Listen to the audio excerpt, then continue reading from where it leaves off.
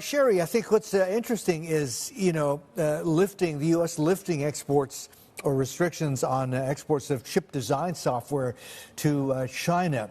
This is, I guess it's a sign of de-escalating tensions, but it kind of goes against this whole narrative of the U.S. trying to stop China from getting the highest end technology for chips.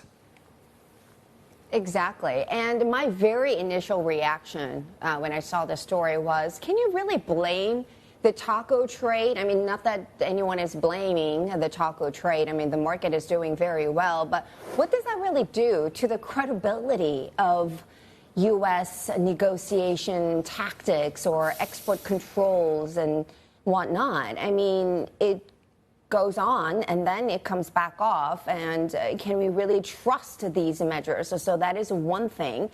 And sure, we got a ceasefire, and this is a sort of the mini ceasefire, but when it comes to this particular chip angle, will it lead to a bigger ceasefire, some kind of NVIDIA related truce? Because will it eventually lead to lifting curbs on high-end chip exports itself, or does it just stop with chip design software is another question to be asking. Yeah, don't think they're going to go there quite yet. But I mean, these are two very strategic sectors, right?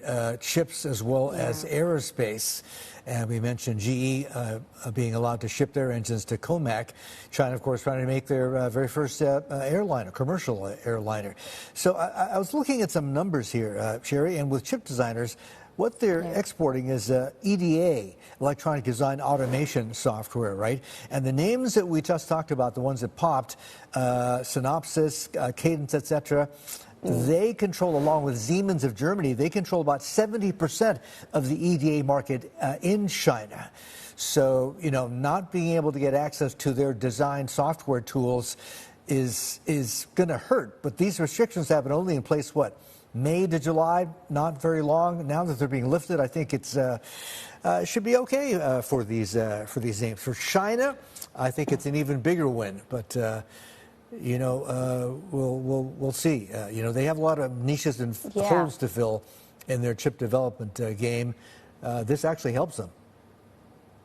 Yeah, and with this win or no win, I think what's going on in China in terms of this self-sufficiency drive is worth more attention, obviously. So a lot of export curbs on chips and other areas, and reportedly that's leading to big surge in chip design activity in China, domestic technology progress. So, and of course, the state subsidies are very generous there, so that could lead to something very different in years to come.